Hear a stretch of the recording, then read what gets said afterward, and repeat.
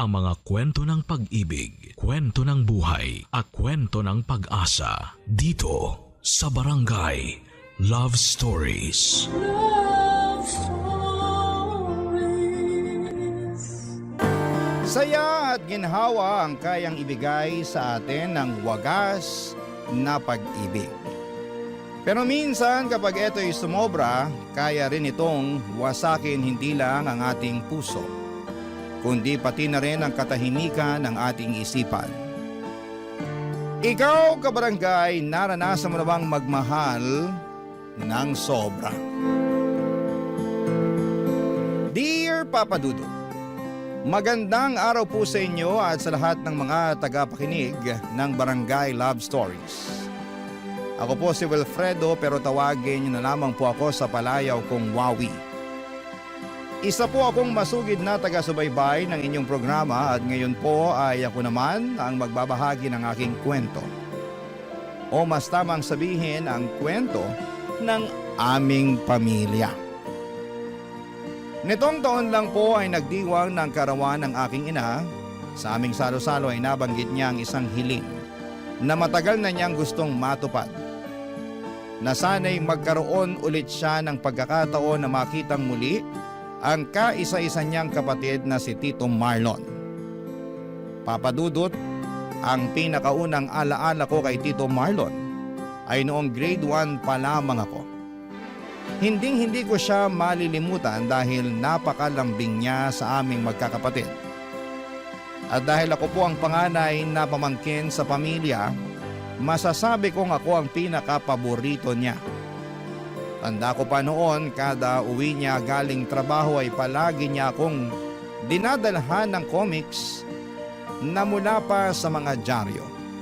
Tuwing bagong sahod ay hindi nawawala ang paborito naming donut na pasalubong niya. Siya na rin po ang tumayong ama ko sa maraming pagkakataon. Lalo na't madalas na nasa malayong destinasyon ang tatay ko noon na nagtatrabaho bilang isang sundalo. Pero isang araw ay nagbago ang lahat, papadudot. Isang hapon habang hawak ang isa na namang comics na pasalubong niya sa akin, isang nakakalungkot na balita ang ibinahagi niya sa akin, papadudot.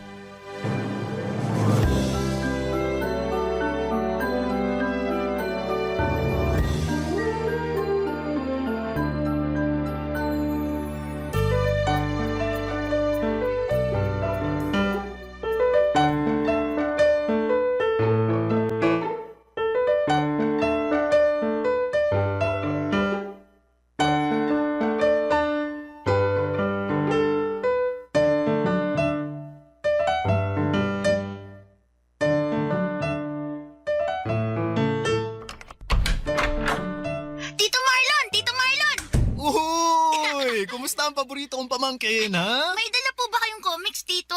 Siyempre, meron. Makakalimutan ko ba yan? Eto, bagong-bago mula sa dyaryo kaninang umaga. Wow! Salamat po! Walang anuman. Pero bago mo basahin yan, may isa pa akong sorpresa sa'yo. Po, ano po yun, Tito? Mawawala bang paborito mo? Eto, may donut din ako. Yay! Pero sa atin na lang to, ha? Ikaw lang yung binilhan ko niyan kasi nagtitipid si Tito, eh. Sige po, salamat po. Oh, kainin mo na. Sige po. At habang kinakain mo yan, ay sasabihin ako sa'yo. Ano po yun? Wala pa bang nababanggit ang Mama Marivic mo tungkol sa bago kong trabaho? Wala po. May bago po kayong trabaho? Oo, malapit na ako lumipat sa bago kong trabaho. Po, kailan naman po? Sa susunod na linggo na. Ayaw niyo na po ba sa dati niyong trabaho? Hindi naman sa ayaw. Nakakita lang ako ng mas magandang oportunidad. Ang problema nasa malayong lugar eh. Malayo po. Oo, medyo malayo. Hindi lang pala medyo, sobrang layo. Talaga po? Gaano po kalayo? Alam mo ba kung saan yung Saudi? Hindi po eh. Saan po ba yun? Sa ibang bansa yun, sa Middle East, malapit sa Kuwait at Qatar. Hindi ko po alam kung saan yun eh.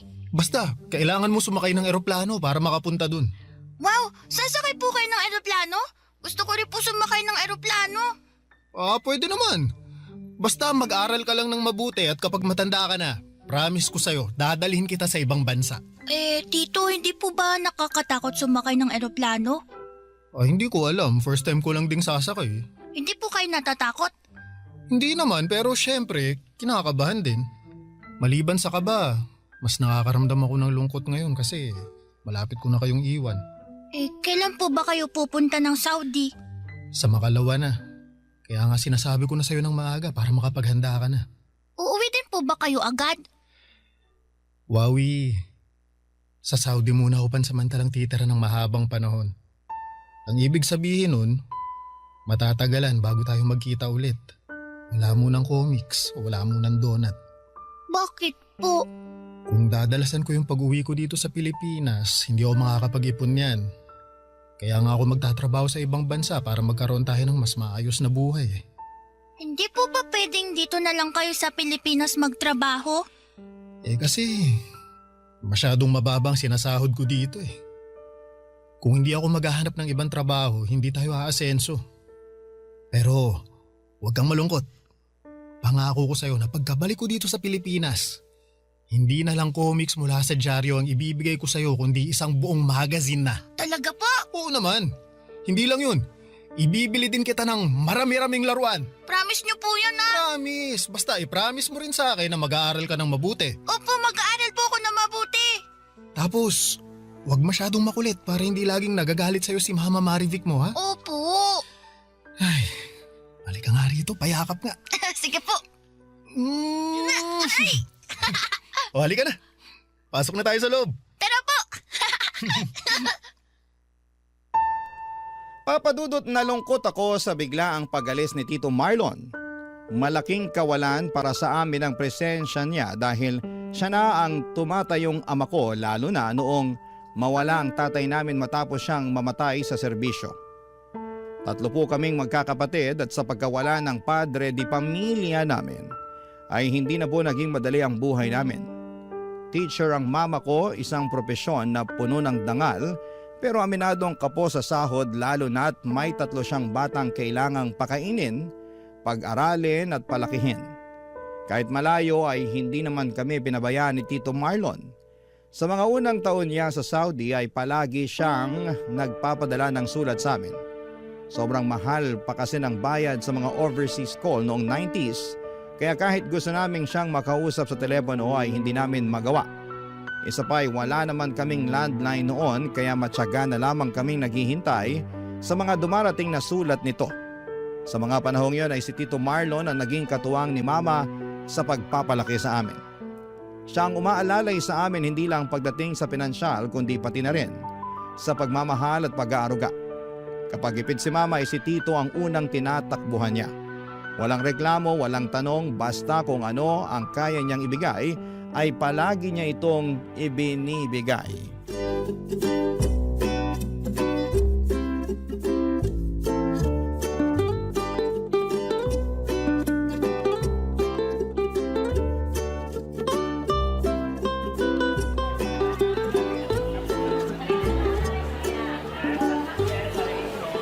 Mabili po tayo ng trumpo.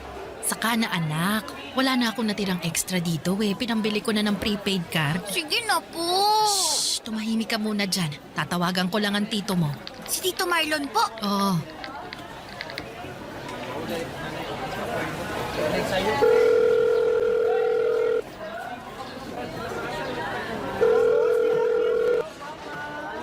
Hello? Ate Marivic, bakit ka napatawag? Marlon, busy ka ba? Hindi naman, day off ko ngayon, bakit?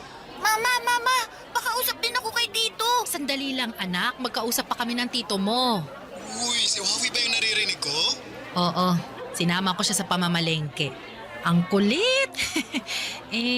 Yun palang tungkol sa hinihingi ko. Kailan mo kaya yun maipadadala? Naku, kailangan mo na ba ngayon?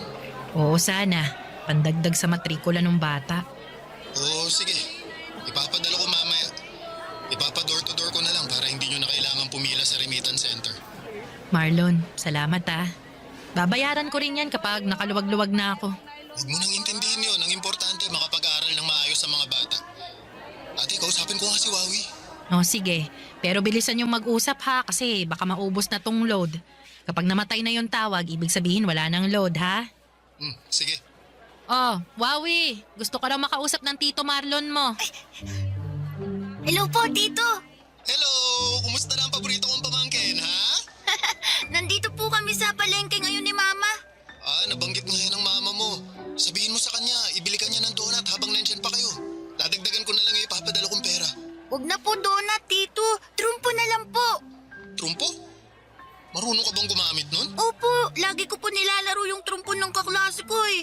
O sige, sabihin mo sa mama mo, ibili ka ng trumpo. Yes! Sige po, salamat po, Tito. Nga pala, may ipapakilala ko sa'yo, Wawi. Sino po? Eto, kausapin mo siya. Hello, Wawi. Hello po? Sino po kayo? Ako si Carla. Tawagin mo na lang akong Tita Carla. Kapatid din po ba kayo ni Mama? Hindi. Special friend ako ng Tito Marlon mo. Paano po kayo nagkakilala? Gusto mo ba? Ikwento ko sa'yo? Opo. Sige. Una kong nakilala ang Tito Marlon mo sa isang pila habang bumibili ako ng pagkain. 1994 yata yun o 1995. Hindi ko na maalala.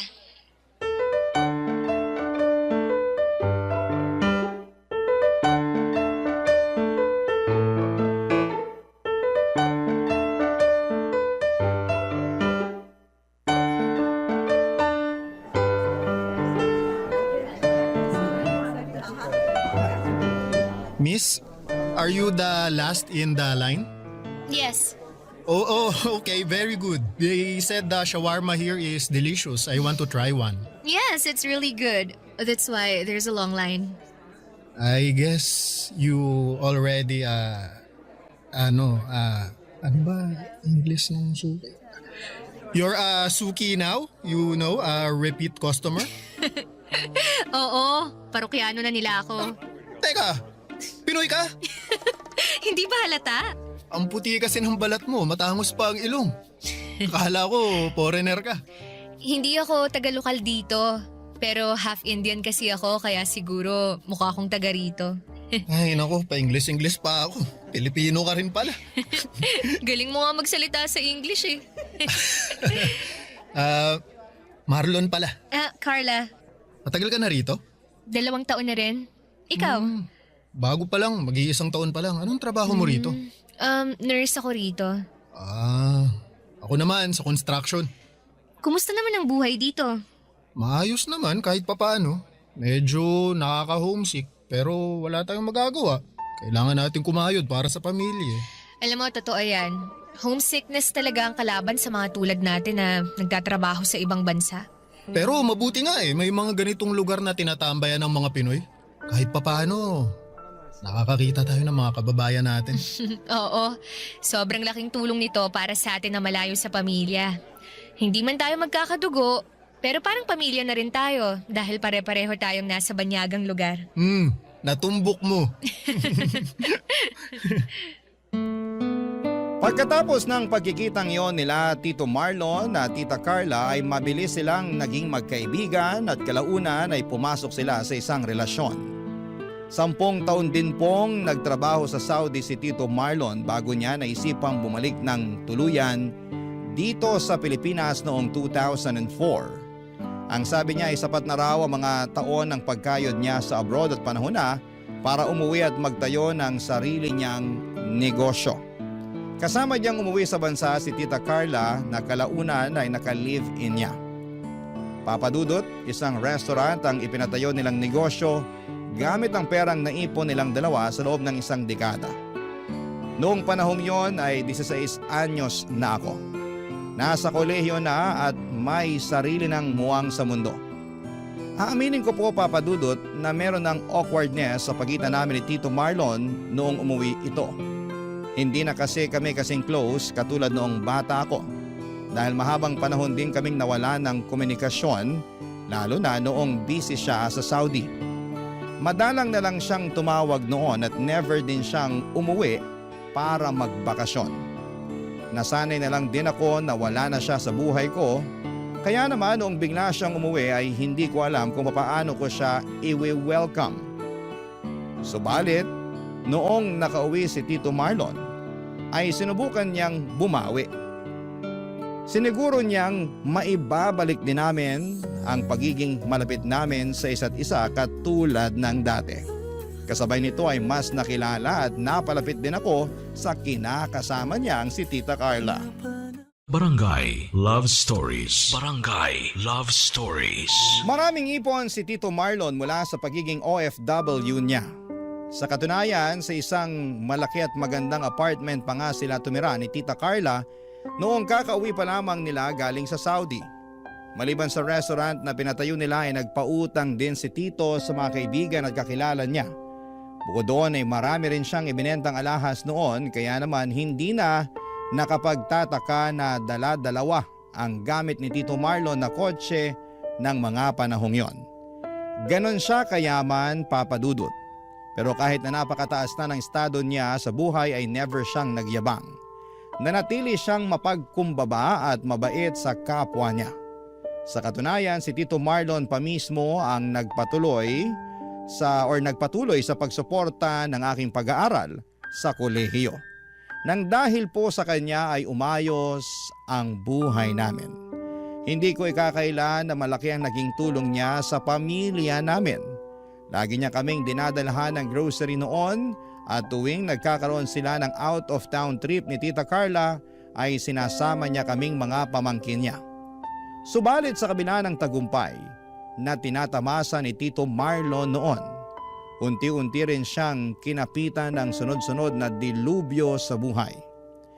Papa Dudut, taong 2008, graduating na ako noon nang unang dumating ang matinding problema sa buhay nila Tito Marlon at Tita Carla.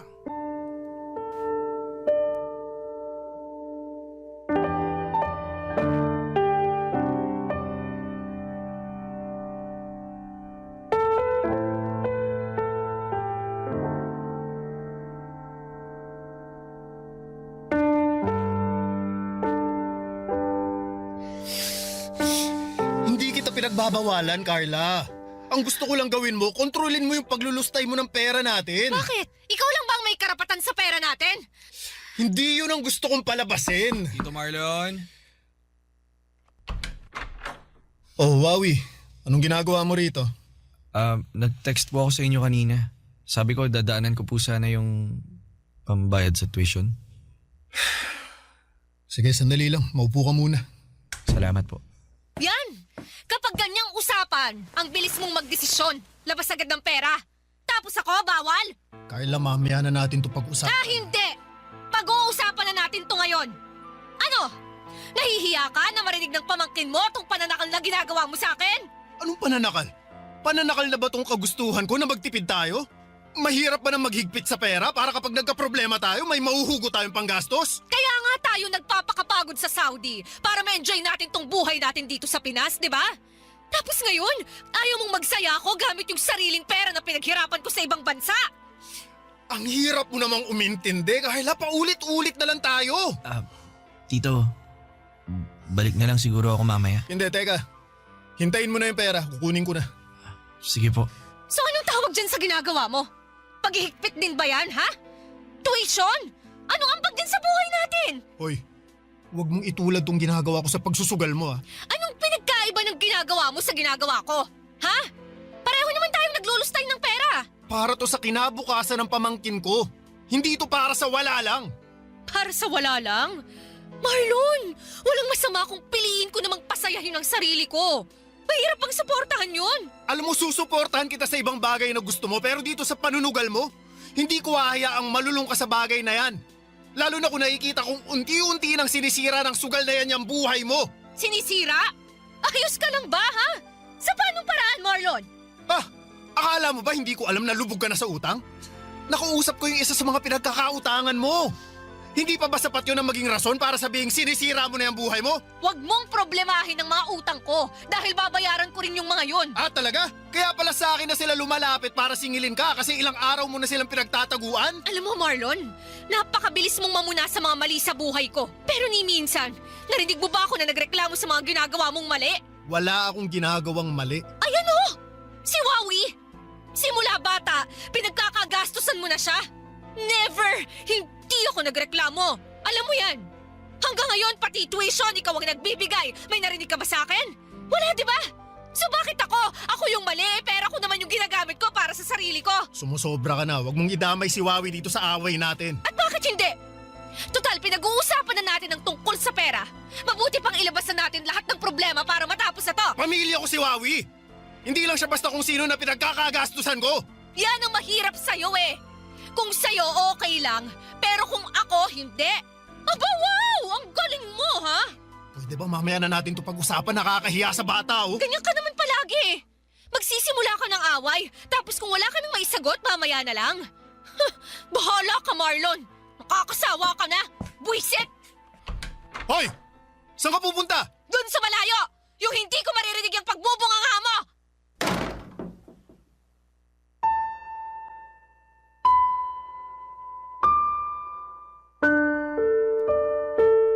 Papadudot kung ano man po ang mga narinig ko noong araw na yon ay sinolo ko na lamang po ito. Ayaw ko pong magsalita o magkwento sa ibang tao dahil alam kong makadadagdag lamang yon sa gulo. Sa halip ay tinuloy ko na lamang ang pagbubuhos ko ng atensyon sa pag-aaral ko para sa ganon ay hindi masayang ang tulong na ibinibigay sa akin ni Tito Marlon. Sa mga sumunod na taon ay nasaksihan ko kung paanong unti-unting bubagsak ang magandang buhay ni Tito Marlon. Dahil sa pagkalulong ni Tita Carla sa sugal ay nabaon sila sa utang. Ang mga ari-arian na naipundar ng dalawa ay unti-unting nawala na. Ang mga sasakyan at natitirang alahas ni Tito Marlon ay isa-isa na niyang ibinenta makabayad lamang sa utang.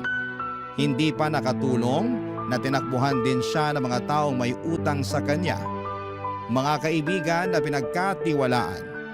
Ngunit sa huli bigla na lamang naglaho na parang bulak. Ang relasyon nila Tito Marlon at Tita Carla ay mayahalin tulad ko sa isang basong puno ng crack. Konti na lang ay malapit na itong mabasag. Lagi ko silang nakikitang nag-aaway noon, Papadudot.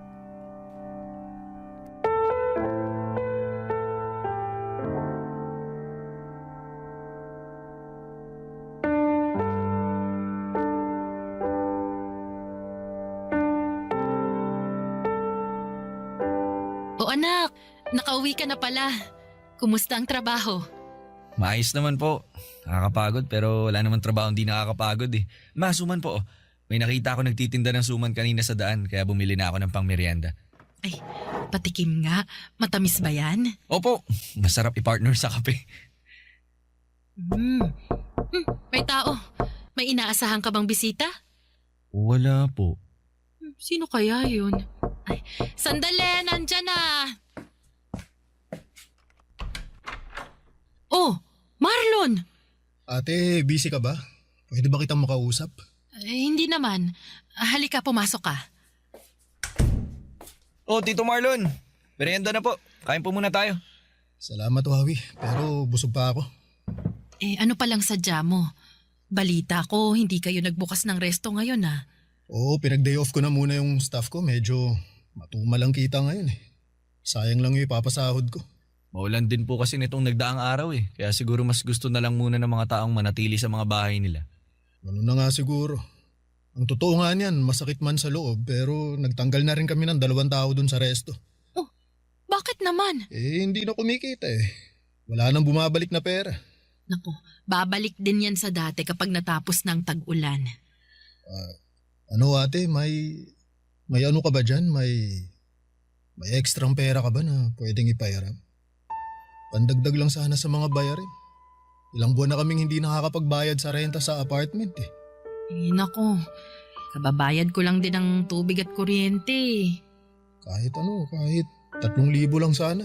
Ako na po. Meron po akong extra dito. Ito po 4,000 po yan. Ay, salamat Wawi, babayaran ko rin to agad kapag nagkapera ako ha. Huwag nyo na po munang isipin yan. Bayaran nyo na lang po pag nakaluwag-luwag na kayo. Ay, nakakahiyaman pero salamat. Salamat, malaking tulong to. Wala pong anuman. Sa dami ng naitulong nyo sa akin, dapat lang din na magbalik ako sa inyo. Sabi na nga ba nandito ka eh? Carla? Hindi ka talaga nakinig sa akin?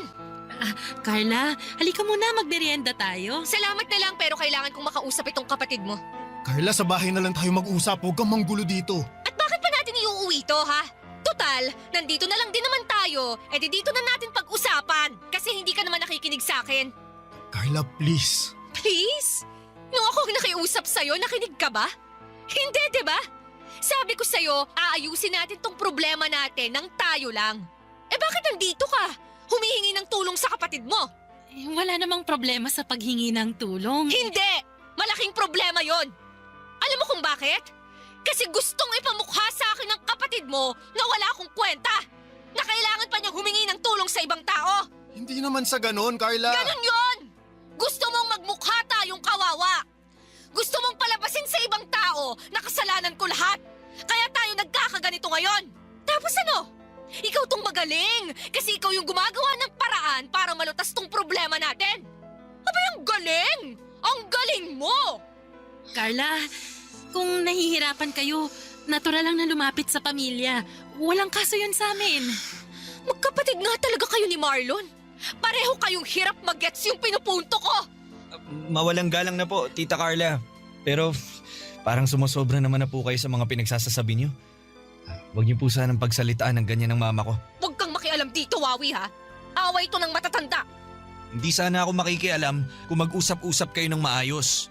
Hindi yung nagsisigawan at nagsisiraan kayo. Huwag mo akong pagsabihan kung anong gagawin ko. Tandaan mo, pera namin ang nagpalaki sa'yo. At kung... Tama na! Sinabing tama na! Wawi, hayaan mo na kami rito. Ikaw naman, Carla, mahiya ka naman! Dito ka pa talaga ng gugulo? Ako ba talagang... Halika na! Umuwi na tayo! Aray! Iwan mo nga ako! Papadudot, awang-awa po talaga ako sa tito ko nung mga panahong yon.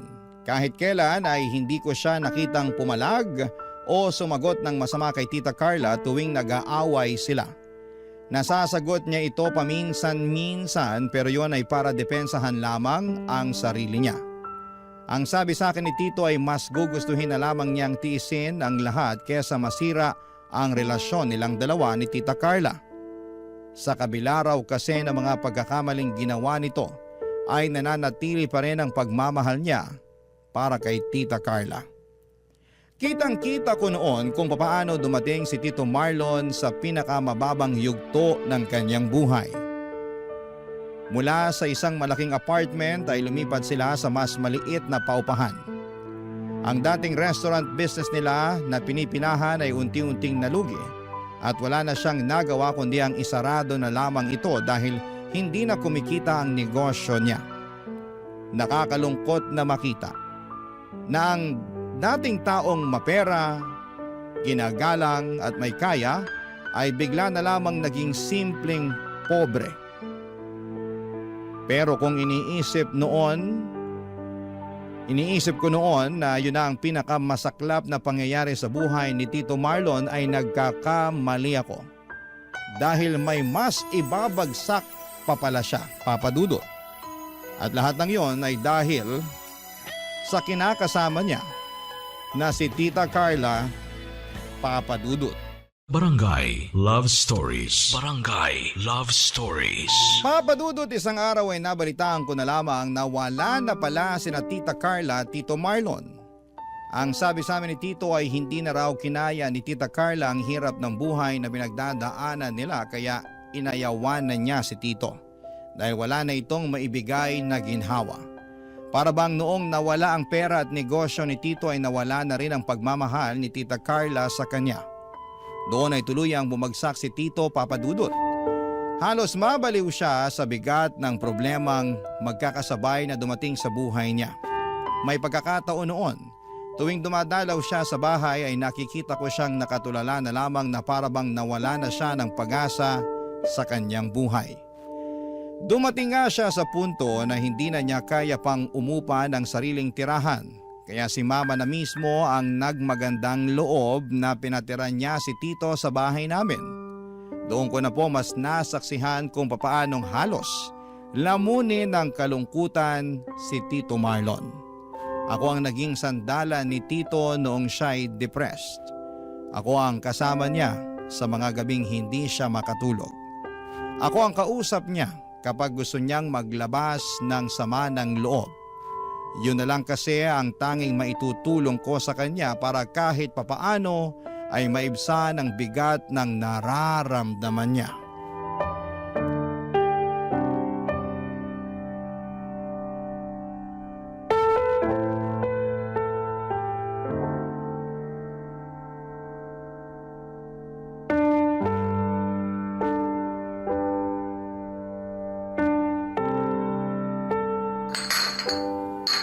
Tito, huling bote na po to. Last shot ko na to ha. Hindi. May isang bote pa dyan. Check mo sa supot. 3 binili ko eh. Ay, meron pa nga. Kaya niyo pa po ba uminom? Mukhang lasing na kayo eh. Kaya ko ba? Huwag mo akong alalahanin. Sige, kayo po bahala. Pero pahinga muna tayo saglit. Mamaya na natin buksan tong isa. Para naman di mabigla tong atay natin. Nagulat nga ako, nakakasabay ka na rin sa inuman eh.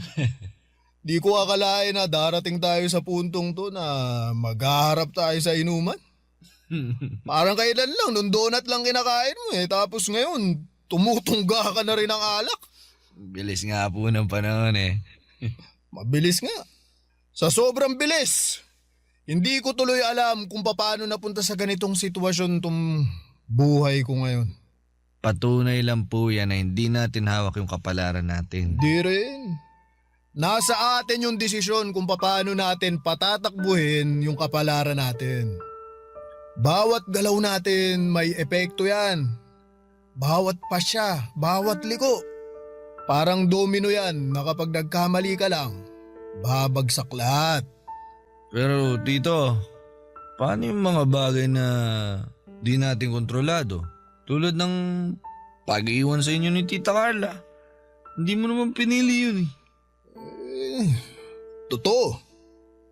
Totoo, may mga bagay na hindi mo hawak. Desisyon ng ibang tao, aksidente, sakit. Pero kahit hindi mo kontrolado ang sitwasyon, kontrolado mo kung paano ka tutugon. So, lumalabas na parang kalahati ng kapalaran natin tayong gumagawa. Tama! Tama! Ah. Ang kapalaran parang biyahe lang yan sa daan. Ikaw ang may hawak ng manibela pero hindi ikaw ang may hawak ng traffic at nung ulan. Ang kaya mo lang gawin, magmaneho ng maayos, umiwas sa aksidente at magdasal na makarating ka ng ligtas sa paroroonan mo. Sa tingin niyo po, wala na ba talaga kayong pagkakataon na magkabalikan ni Tita Carla? Hindi ko alam. Yun na ang hindi ko hawak. Pero kung kayo yung tatanungin, gusto niyo pa rin po bang magkabalikan kayo? Oo naman. Mahal ko siya. Hindi ko nga alam kung bakit sa dami ng mga maling nagawa niya, willing pa rin akong magbulag-bulagan para sa kanya. May parang di naman po maganda yung ganong klase ng mindset. Yung hayaan nyo na lang siya magkasala. Naku, alam ko yan. Sobrang mali. Pero ganun talaga siguro kapag mahal mo ang isang tao eh. Kahit ilang ulit ka pa niyang saktan, titiisin mo lahat. Makasama mo lang siya. Hindi po ba dapat kung talagang mahal ka ng tao, di ka niya hayaang masaktan ng paulit-ulit? Tama naman. Yan ang isang bagay na isa puso mo. Kapag ikaw na ang umiibig, ha? Huwag mo akong tularan kung ayaw mong mangyari rin sa'yo itong nangyari sa akin. May chance pa rin naman po kayo para ayusin tong estado nyo ngayon eh. Di pa naman po ito katapusan. At tulad nga sabi nyo, di ba, hawak natin ang kapalaran natin. May pagkakataon pa rin po kayo para ayusin ang inyo. Sa tingin mo? Tawagan ko kaya ngayon si Carla, no? Baka naman kaya pa naming maayos to. Ay, hindi po yun ang ibig kong sabihin. Kasi Sige na nga, tatawagan ko siya. Sigurado po ba kayo? Nakainom po kayo ha? Eh di mas mainam para masabi ko ang totoong nilalaman nitong puso ko. Bahala po kayo. Tawagan ko na siya.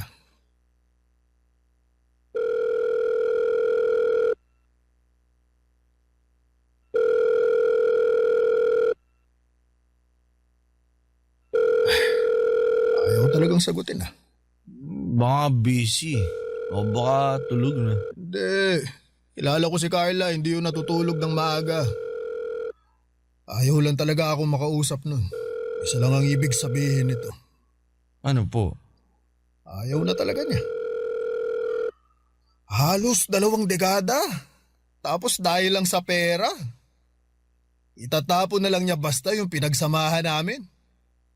Naghihirap lang yung tao. Nag-alsabalutan na siya. Paano ko yung tatanggapin? Paano? Hindi ko po alam. Hindi ko masabi kung ano ba yung dapat kasi wala naman po ako sa sitwasyon niyo para maintindihan ko yung pinagdadaanan niyo eh. Hindi ko alam kung anong bibigay ko sa inyong payo. Buksan mo na lang yung isa pang bote. Baka lasing na lang tayo. Hanggang sa mamanhid itong puso ko.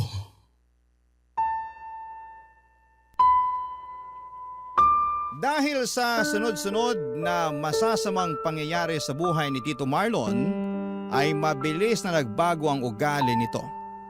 Ang dating masiyahin at puno ng siglakong tiyuhin ay naging tahimik na. Hindi na siya gaanong lumalabas ng bahay noon dahil nahihiya na raw siyang ipakita ang mukha niya sa publiko. Tuwing kumakain kami ay tinitipid din niya ang pagkain niya dahil ayaw niyang maging pabigat sa amin kahit na paulit-ulit siyang sinasabihan ni Mama na huwag na niyang isipin ang mga bagay na yon. Sa mga sumunod pang mga buwan, unti-unting nagbago ang mga galaw ni Tito Marlon. Minsan ay bigla na lamang siyang gigising sa kalagitnaan ng gabi at maglalakad palabas ng bahay na para bang may hinahanap. May mga pagkakataon ding naririnig namin siyang mag-isang nagsasalita o kaya'y parang may kinakausap kahit na wala namang tao sa paligid niya. Unti-unti ay lumayo siya sa mga kaibigan at maging sa amin mismong pamilya niya. Hindi na namin siya nakakausap ng maayos dahil para bang palaging nasa iba ang atensyon nito. Ginawa ko po ang lahat ng makakaya ko bilang pamangkin para matulungan siya sa mga pinagdaraanan niya. Lagi ko siyang kinakausap at sinasamahan kapag mag-isa siya. Ipinapadama ko sa kanya na hindi siya nag-iisa sa buhay, Papa Dudut. Pero sa kabila ng mga effort ko ay tila ba mas lumala pa ang sitwasyon ni Tito Marlon, Papa Dudut.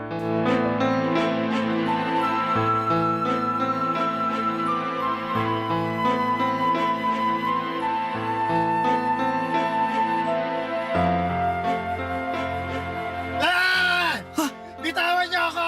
Ano yun? Bitawan sa akin! Ano yung ingay na yun? Lumabas ka dito, bilis! Tulungan mo kami! Bitawan niyo ako! Ma! Ano yun? Bakit? Sabing bitawan niyo ako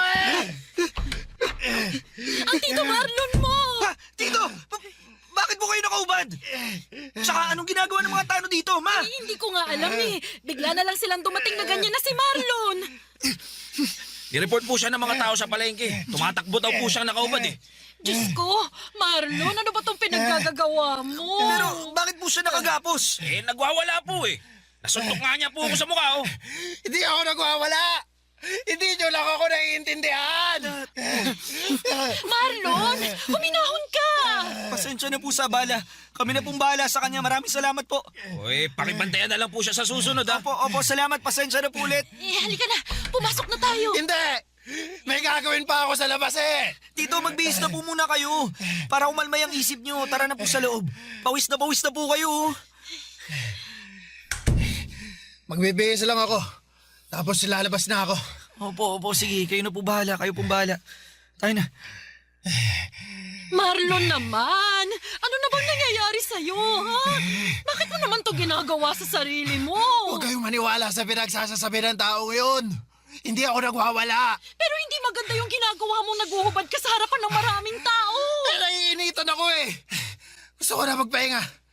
Pupunta na ako sa kwarto. Sige po, mabuti pa nga po. Ma, ako na bahala kay Tito. O sige, bantayan mong maigi ang tito mo, ha? Huwag na huwag mong hahayaang makalabas. Hindi natin alam ano pang pwede niyang gawin.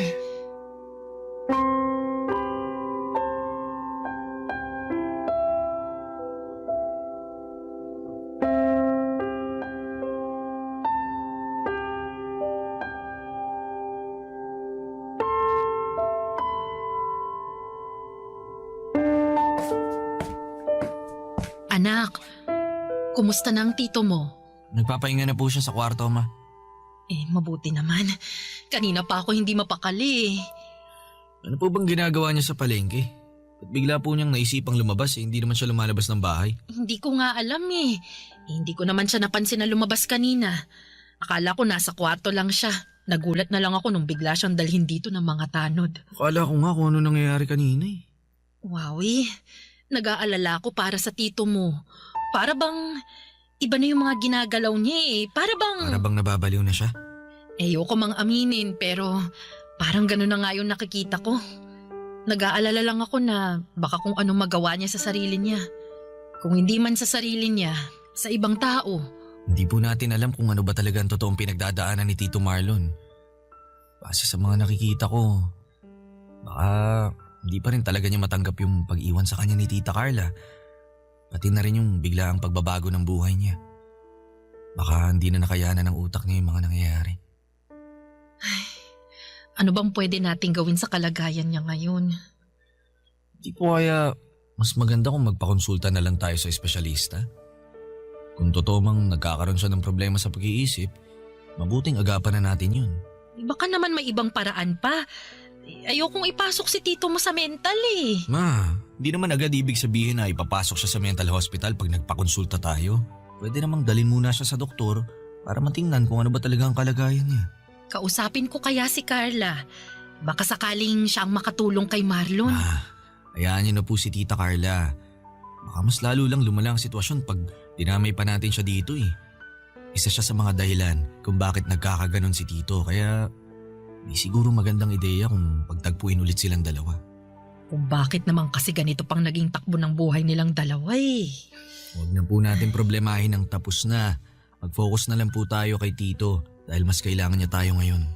O sige, kakausapin ko siya kapag kumalma na siya. Sana pumayag siya sa plano natin. Susubukan ko rin po siyang kausapin kapag may oras. Kailangan niya to. Kailangan niya tayo.